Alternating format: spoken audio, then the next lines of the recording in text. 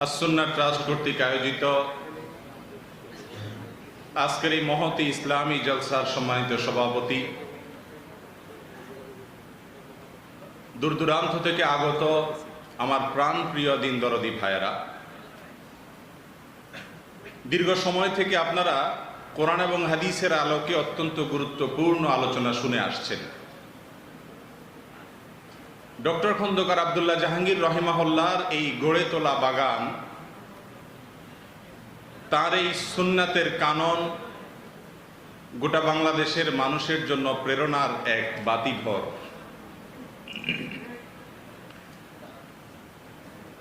শত শত ধারায় যখন বিভক্ত আমরা, শুধুমাত্র সুন্নাতে রাসূল সাল্লাল্লাহু আলাইহি ওয়াসাল্লামের ফেরি করে ডক্টর খন্দকার আব্দুল্লাহ জাহাঙ্গীর রহিমাহুল্লাহ মানুষকে ঐক্যের পথ এবং পদ্ধতি বাতলে গেছেন। সারা বিশ্বের সমস্ত ইমানদার মুসলিমদের মনের ব্যথা, বাংলা ভাষাভাষী মুসলমানদের ব্যথা আরো বেশি যে কেন আমরা বহুধা বিভক্ত, কেন আমরা এত টুকরা, আমরা কেন ঐক্যবদ্ধ হতে পারছি না। আমরা সবাই জানি যে যদি আমরা ঐক্যবদ্ধ থাকতে পারি, যদি আমরা মিলেমিশে কাজ করতে পারি, যদি আমরা পারস্পরিক বিষোদ্গার ছেড়ে দিতে পারি, যদি আমরা অন্যের সংশোধন এর ক্ষেত্রে রাসূল করিম সাল্লাল্লাহু আলাইহি ওয়াসাল্লামের ইসলাহের যে নীতি, তার যে সুন্নাহ অন্যকে সংশোধন করার ক্ষেত্রে সেটাকে যদি আমরা অনুসরণ করতে পারতাম কত না ভালো হতো। এই আক্ষেপ সবার মধ্যে আছে না নাই বলেন? চতুর্দিকে শুধু ভাঙন আর ভাঙন, ভাঙার পরে ভাঙা, ভাঙার পরে আবারও ভাঙা, যেদিকে যাবেন সেদিকে টুকরা টুকরা। বিভক্ত হতে হতে আমরা কোনো থামাথামির আলামত নাই। ডক্টর খন্দকার আব্দুল্লাহ জাহাঙ্গীর রহিমাহুল্লাহ তিনি মানুষকে কোরআন এবং সুন্নাহর দিকে দাওয়াত দিয়েছেন, কোনো দল বা কোনো ব্যানারের দিকে দাওয়াত দেন নাই। দিয়েছেন? কোনো ইজম, কোনো নামধারী কোনো মতবাদের দিকে স্যার রহিমাহুল্লাহর আহ্বান ছিল না। কোনো মতবাদকে প্রতিষ্ঠিত করা, কোনোটাকে নামানো, কোনোটাকে উঠানো, এর কোনোটাই স্যার রহিমাহুল্লাহর এজেন্ডাতে ছিল না। স্যার শুধু ফেরি করে বেড়াতেন কিতাবুল্লাহ এবং সুন্নাতে রাসূলুল্লাহ সাল্লাল্লাহু আলাইহি ওয়াসাল্লামে। একটা সময় আমরা মনে করতাম যে কোনো একটা দলের, কোনো একটা গ্রুপের, কোনো একটা বলয়ের না হলে তার কেউ থাকে না এ দেশে। একা একা থাকলে সে মরলেও মনে হয় কাদার কোনো লোক থাকবে না। এই না একটা অবস্থা আমাদের মধ্যে। নারায়ে তাকবীর দেওয়ারও লোক পাওয়া যায় না, ব্যানার ধরার লোক পাওয়া যায় না, মিছিল করার লোক পাওয়া যায় না, মারহাবা দেওয়ার লোক পাওয়া যায় না, মরার পরে চেরাগার বাতি দেওয়ার লোক খুঁজে পাওয়া যায় না। শুধুমাত্র রাসূল করিম সাল্লাল্লাহু আলাইহি ওয়াসাল্লামের সুন্নাতের প্রচার, প্রসার, প্রতিষ্ঠা, এটার পেছনে গোটা জীবনকে নিবেদন করে দিয়ে সবার অন্তরের ভালোবাসা অর্জন করা যায়। এর সবচেয়ে বড় উদাহরণ আজকের যুগে ডক্টর খন্দকার আব্দুল্লাহ জাহাঙ্গীর রহিমাহুল্লাহ।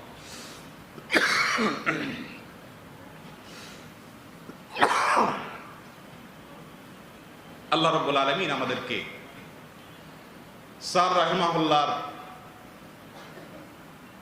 দাওয়াতের যে মানহাজ ছিল, যে পদ্ধতি ছিল, স্যার রাহিমাহুল্লাহর যে সুন্নাহর প্রচার এবং প্রসারের ক্ষেত্রে যে আপোষহীন নীতি ছিল, আল্লাহ রাব্বুল আলামিন আমাদেরকে সবাইকে সেই নীতিকে অবলম্বন করার তৌফিক দান করুন।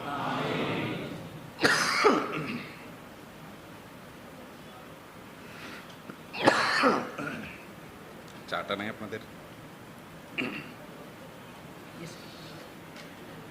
প্রিয় ভাইয়েরা আমার, আমরা একটা কঠিন সময় পার করতেছি। কিয়ামতের যত নিকটবর্তী হচ্ছি, ফিতনার পরিমাণ তত কমছে না বাড়ছে?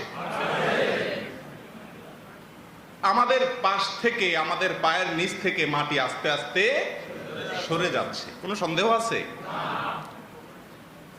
আমাদের পূর্ববর্তী প্রজন্ম, যদি বলি স্যার রহিমাহুল্লাহদের প্রজন্ম, তারা যত ফিতনার মোকাবেলা করেছেন, আজ তার চাইতে ফিতনা কম না বেশি? এই ফিতনা কমার কোনো সম্ভাবনা আপাতত দেখাও যাচ্ছে। কিয়ামত যত আসবে, প্রিয় ভাইরা আমার, প্রিয় নবী সাল্লাল্লাহু আলাইহি ওয়াসাল্লাম সতর্ক করে গেছেন, তত বেশি ফিতনা নাজিল হবে। কোন কোন হাদিসে আসছে ফিতনা নাজিল যে হবে, সেটা হবে বৃষ্টির ফোঁটার মতো, অনবরত। কাকেতা'আল লাইলিল মুজলিম, অন্ধকার রাতের মতো, গুটগুটে অন্ধকার রাতে যেরকম কোন দিকে পথ খুঁজে পাওয়া যাবে না, কিয়ামতের আগে এমন একটা সময় আসবে যখন হক কোন দিকে এটা মানুষ হাতড়াতে থাকবে কিন্তু খুঁজে পাবে না। প্রিয় ভাইরা আমার, সেই করুণ পরিণতির দিকে আমরা চলে যাচ্ছি। এই অবস্থায় সুন্নাতে রাসূল সাল্লাল্লাহু আলাইহি ওয়াসাল্লামকে যে যত বেশি আঁকড়ে ধরতে পারবে, আল্লাহ রাব্বুল আলামিন তাকে ফিতনার সময় তত বেশি হেদায়েতের উপর রাখবেন। আমাদের প্রিয় নবী সাল্লাল্লাহু আলাইহি ওয়াসাল্লাম জীবনের শেষ মুহূর্তে এসে আমাদের ওসিয়ত করেছেন,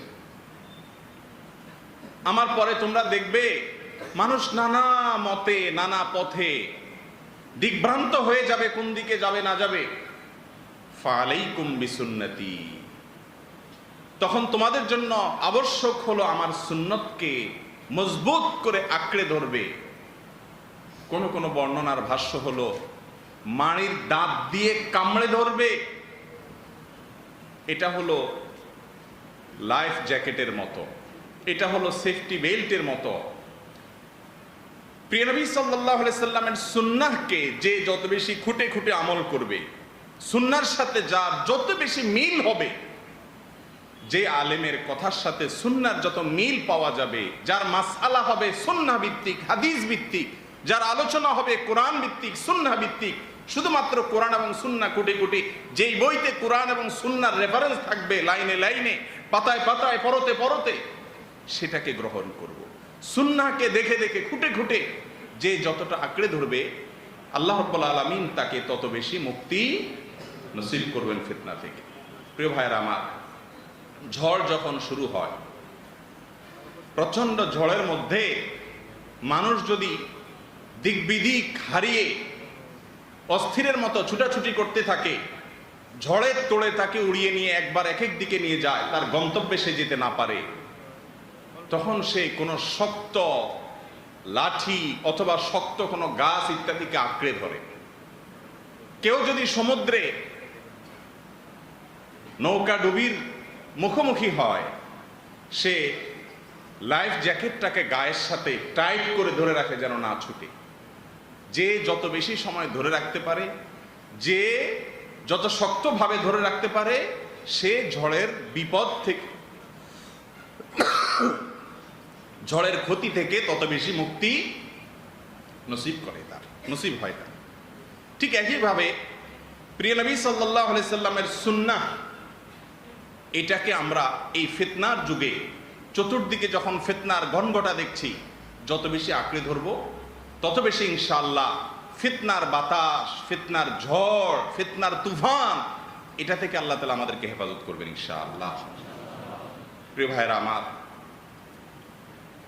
সাহাবী আব্দুল্লাহ ইবনে মাসউদ রাদিয়াল্লাহু তাআলা আনহু একবার নবী আলাইহিস সালাম খুতবা দিচ্ছিলেন, কিছু লোক এলোমেলো হয়ে দাঁড়িয়েছিল। মুনাফিকরা থাকে, বেদুইনরা থাকে, অনেক সময় বুঝে না। তখন নবী আলাইহিস সালাম তাদেরকে লক্ষ্য করে বলেছিলেন, তোমরা বসে পড়ো, খুতবা শ্রবণ করার জন্য বসে পড়ো। সাহাবী আব্দুল্লাহ ইবনে মাসউদ রাদিয়াল্লাহু তাআলা আনহু আসছিলেন। খুতবা শ্রবণ করার জন্য বাহির থেকে ঢুকছিলেন। মসজিদে ওঠার জন্য সিঁড়ি বা এরকম কোনো জায়গায় যখন পৌঁছলেন, তখনই নবীজির ওই নির্দেশটা তার কানে গিয়ে পৌঁছেছে, বসে পড়ো। এটা শোনার সঙ্গে সঙ্গে আব্দুল্লাহ ইবনে মাসউদ রাদিয়াল্লাহু তাআলা আনহু ওই জায়গায়, ওটা বসার কোনো জায়গা না, বেখাপ্পা জায়গা, সিঁড়ি বা এরকম কিছু, সেখানে ওই অবস্থায় ধপাস করে বসে পড়েছেন। প্রিয় নবী সাল্লাল্লাহু আলাইহি সাল্লাম দৃশ্যটা দেখতে পেলেন, দেখে বললেন, হে অমুকের বাপ, আপনাকে তো বলিনি, আপনি উঠেন, আসেন, ভেতর পর্যন্ত এসে তারপরে বসেন। আপনাদের কি মনে হয় যে আব্দুল্লাহ ইবনে মাসউদ রাদিয়াল্লাহু তাআলা আনহু এই কথাটা বুঝেন নাই নবীজি কি বুঝাতে চেয়েছেন? এই সহজ কথাটা যে ভেতরে যারা এলোমেলো আছে তাদেরকে বলেছেন, তিনি তো আসছেন বাহির থেকে, তিনি তো আর দাঁড়িয়ে থাকেননি, তাইলে নির্দেশটা তো তার প্রতি ছিল না, এটা তো একটা ছোট বাচ্চা মানুষও বুঝে। কিন্তু নবী আলাইহিস সালাতু ওয়াস সালামের নির্দেশ কানে আসার সঙ্গে সঙ্গে আর ডান আর বাম বিবেচনা করার, চিন্তা করার কোনো ফুরসত সাহাবীদের ছিল না। ভাইরা আমার, সাহাবা একরাম রিদওয়ানুল্লাহি তাআলা আলাইহিম আজমাইন, তারা যতটা বিপদের মুখোমুখি, আজ আমরা কোন কোন দিক থেকে তার চাইতে আরো বহুবিধ বিপদের মুখোমুখি, বহুবিধ ফিতনার মুখোমুখি। কত দল, কত মত বের হয়েছে। কাদিয়ানীদের বই পুস্তক পড়লে, তাদের আলোচনা শুনলে কত শত মানুষ, কত শত মুসলমান ইসলাম সম্পর্কে যথেষ্ট আগ্রহ আছে, পড়াশোনা আছে, গোমরা হয়ে যাচ্ছে। যাচ্ছে কি যাচ্ছে না? হিজবুত তাওহীদের খপ্পরে পড়ছে।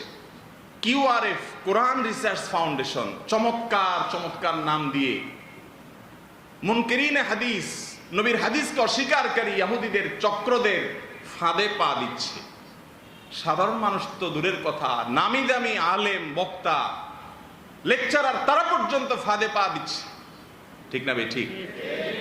প্রিয় ভাইরা আমার, এজন্য সুন্নাহকে অন্ধভাবে অনুসরণ করার মধ্যেই একমাত্র মুক্তি নিহিত আছে। আল্লাহ রাব্বুল আলামিন আপনাকে, আমাকে, আমাদের সবাইকে সুন্নাতে রাসূল সাল্লাল্লাহু আলাইহি সাল্লামকে অন্ধভাবে অনুসরণ করার তৌফিক নসিব করুন। আব্দুল্লাহ ইবনে মাসউদ রাদিয়াল্লাহু তাআলা শুধু একা নন, যত সাহাবা একরাম দেখবেন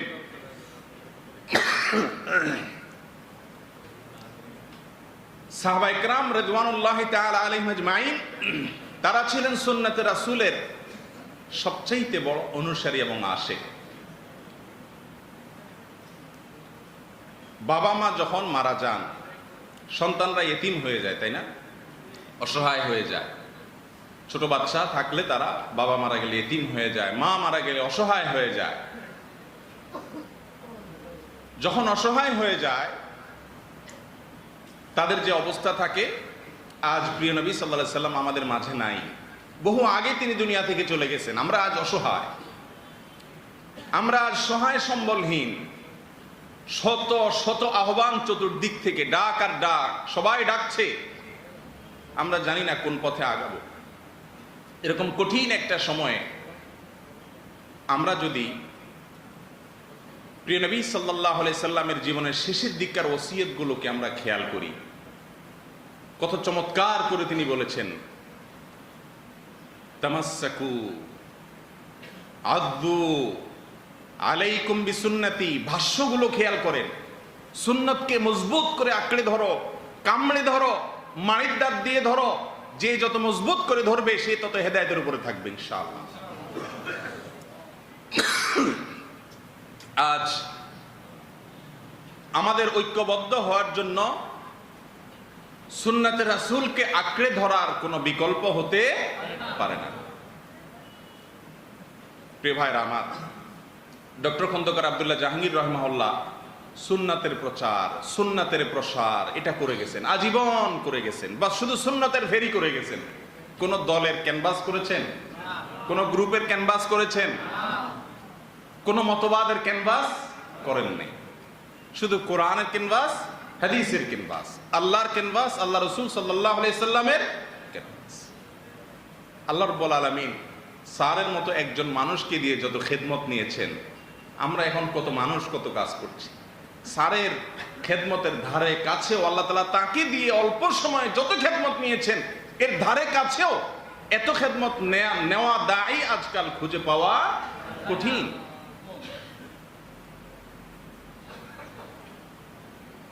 আমরা তো যে বলেছিলাম, অনেকে মনে করি যে কোনো দল না থাকলে, কোনো ব্যানার না থাকলে, একটা পরিচয় না থাকলে লাঠি ধরার লোক কে থাকবে? স্যারের জন্য কাদার মানুষের অভাব হয়েছে, বরং যত মানুষ স্যার রাহিমাহুল্লাহর জন্য কেঁদেছেন, এত মানুষ আর কারোর মৃত্যুতে সম্প্রতি, অতি সম্প্রতি বা নিকট অতীতে আর কেঁদেছেন বলে খুঁজে পাওয়া ঠিক না ঠিক? তাহলে বোঝা গেল সুন্নাতকে যদি আপনার জীবনের আদর্শ হিসেবে গড়ে তোলেন, আপনার জীবনে যদি সুন্নাতকে আপনি অবিচ্ছেদ্যভাবে ধরে রাখতে পারেন, কিয়ামত যত কাছাচ্ছে ঝড়ের পরিমাণ বেগ তত বাড়ছে, আর ঝড়ের বেগ যত বাড়বে লাইফ জ্যাকেট তত শক্তভাবে আঁকড়ে ধরতে হবে। নাকের ডগা নিঃশ্বাস যতক্ষণ থাকবে ততক্ষণ সুন্নাহ সুন্নাহ সুন্নাহ, আর কিছু বুঝি না। নবী আলাইহিস সালাম কি করেছেন?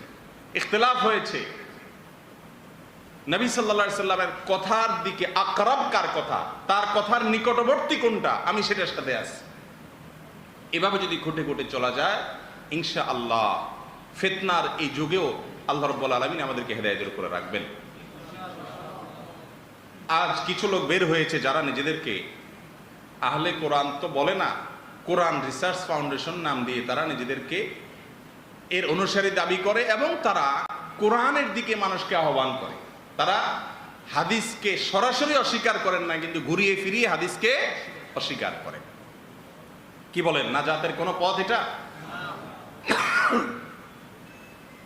প্রিয় নবী সাল্লাল্লাহু আলাইহি সাল্লামের হাদিস ছাড়া আল্লাহর কোরআন যদি বোঝা যেত তো আল্লাহ তাআলা তো জিবরিলকে দিয়ে কোরআন পাঠিয়ে দিতে পারতেন, ঠিক না ভাই? ঠিক। মক্কার মুশরিকরা তো সেটাই চেয়েছিল, কিন্তু তিনি আল্লাহর পক্ষ থেকে মডেল হিসাবে এসেছেন। কোরআনের থিওরিকে আল্লাহ রাব্বুল আলামিন তার নবীর মাধ্যমে প্র্যাকটিক্যাল দেখিয়ে দিয়েছেন। শুধুমাত্র থিওরি দিয়ে কোনোদিন কোনো মানুষ পূর্ণাঙ্গ দ্বীনের উপরে চলতে পারবে না, অসম্ভব। অবশ্যই থিওরির পাশাপাশি কি লাগবে? প্র্যাকটিক্যালের প্রয়োজন হবে। প্রিয় ভাইরা আমার, এই ফিতনা মাথা ছাড়া দিয়ে উঠছে, আর ফিতনাগুলো এমনভাবে মাথা ছাড়া দেয় এগুলো ধরা কঠিন। এই জন্য সকল ভেদাভেদ ভুলে গিয়ে শুধুমাত্র সুন্নাতে রাসূলের ভিত্তিতে আমরা একে অন্যকে ভালোবাসবো, একে অন্যের নিকটবর্তী হব। সুন্নাত এখন আমরা ইবাদতের ক্ষেত্রে আলহামদুলিল্লাহ অনেকে তালাশ করি, তালাশ করি, ইবাদতের ক্ষেত্রে সুন্নাত তালাশ করি, কিন্তু পারস্পরিক লেনদেন, আচার আচরণ, সমাজের দাওয়াতের কাজ, অন্য সব সেক্টরে সুন্নাহর অনুসরণ আমরা করি না। জীবনের প্রত্যেকটা ক্ষেত্রে যদি সুন্নাতের অনুসরণ না হয় তাহলে কোনোদিনই দাওয়াতে আমরা অগ্রসর হতে পারব না। আজ দ্বীনের নামে আমরা এত টুকরা টুকরা হয়েছি যে আমাদের দাওয়াত হয় ওই টুকরার দিকে, দাওয়াত আমাদের কোরআন এবং সুন্নাহর দিকে হয়। কেউ যদি কোনো একটা টুকরায় না যায় তো তাকে ধরে আবার টানাটানিও শুরু হয়ে যায়, ঠিক না ঠিক? কোনো একটা গ্রুপে আসতে হবে। চন্দু, তুমি একা একা কেন থাকবা? আসো, হয় আমার নয় তা, একটা গ্রুপে ঢুকো, কারোর না কারোর ক্যানভাস করো। এরকম একটা অসহিষ্ণু পরিবেশ আমাদের মধ্যে আছে না নাই? কোরআন আর হাদিসের কথা বললে হবে না, গ্রুপে আসতে হবে, ঠিক না ঠিক? গ্রুপে না আসলে হবে না। অথচ এই গ্রুপগুলো আমাদেরকে ওয়ালা এবং বারা লিল্লাহি ওয়া লিরাসূলিহি হওয়ার কথা, সেটা হচ্ছে লিল গ্রুপ।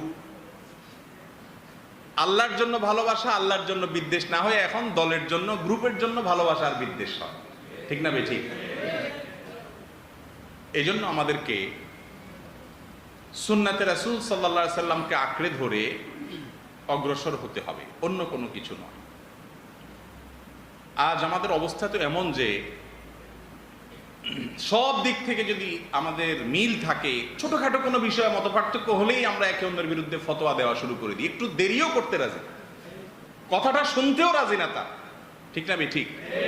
আরে ভাই, কুফরি কালামও যদি কেউ বলে তাকেও তো কাফের বলার আগে, কাফেরের হুকুম লাগানোর আগে সুযোগ দিতে হয়, কথা শুনতে হয়, তওবার আহ্বান করতে হয়, ঠিক না বেঠিক? কিন্তু যেটা মুসলমানের কাফেরের জন্য যে সুযোগটা ইসলাম দিয়েছে, আজ মুসলিম ভাইয়ের জন্য পর্যন্ত সেই সুযোগটা আমরা দিতে রাজি না। পাইলেই হইল বাস, গোষ্ঠী উদ্ধার করার জন্য নেমে গেছে ফেসবুক উত্তাপ, ঠিক না বেঠিক? শয়তান আমাদের কুকর্মগুলোকে আমাদের সামনে সাজাই দিচ্ছে, এই জন্য আমরা ভাগ হয়ে যাচ্ছি।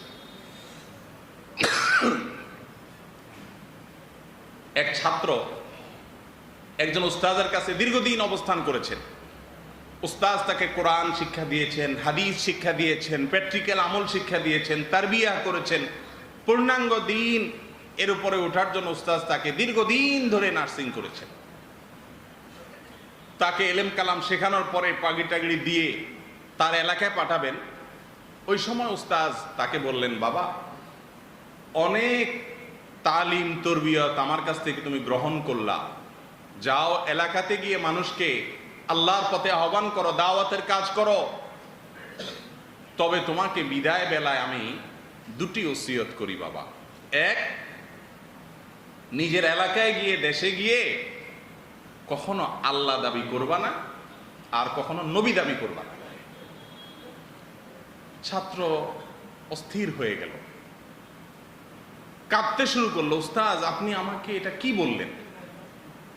আমাকে এত বছর আপনি তালিম তরবিয়ত দেওয়ার পরে আপনার কাছে এই মনে হয়েছে যে আমি আল্লাহ দাবি করতে পারি? নাউজুবিল্লাহ, এত এত বড় মুজরিম আমি এত খারাপ যে এটা মানলি হবে? এইভাবে দাওয়াত দেয়?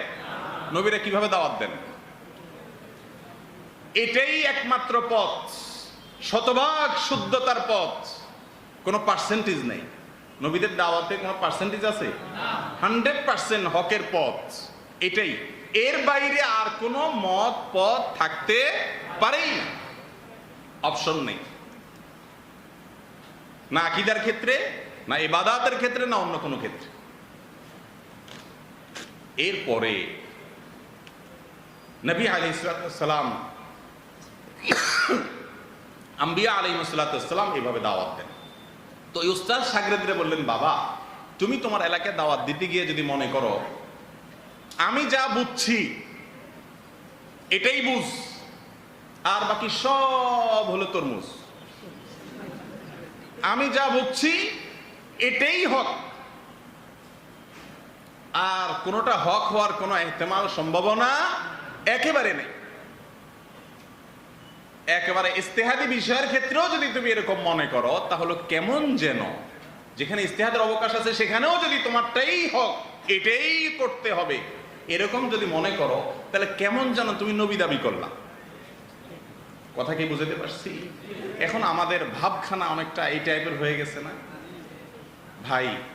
এর মানে আপনাদেরকে আমি যেটা বেদিহি, স্বতঃসিদ্ধভাবে প্রমাণিত কোরআন এবং হাদিস দ্বারা, ইসলামের মৌলিক বিষয়গুলো, সেগুলোতে আপনাকে আমি বলছি না যে আপনি ওইগুলাতেও ছাড় দেন, গোলালু হন এবং সবগুলাকে আপনি গ্রহণ করেন, সেটা বলছি না।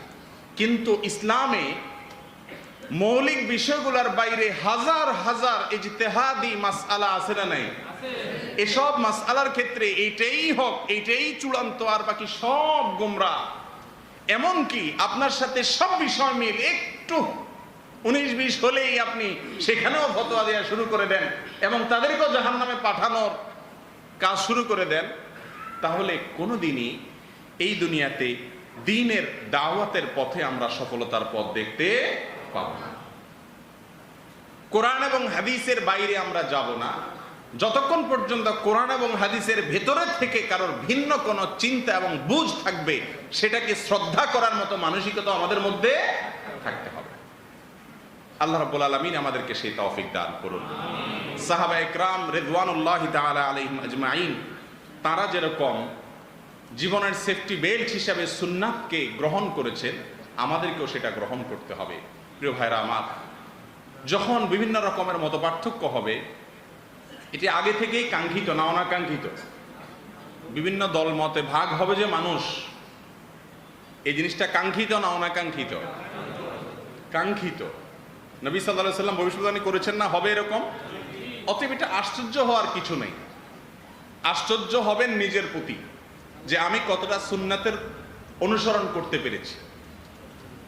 সুন্নাতের অনুসরণ করার ক্ষেত্রে অনেক সময় প্রবৃত্তির পূজা হয়, নফসের পূজা হয়, নফস ঘুরে ঘাড়ায় সুন্নাতরে আপনার বেদাতকেও সুন্নাত দেখায়, ঠিক না ঠিক?